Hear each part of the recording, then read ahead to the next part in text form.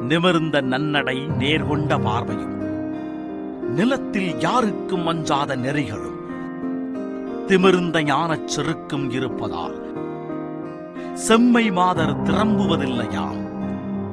அமிழ்ந்து பேரிருள் அறியாமையில் அவல மெய்தி கலையின்றி வாழ்வதை உமிழ்ந்து தள்ளுதல் பெண்ணறமாகுமாம். உதயகன்ன உரைப்பது கேட்டீரோ?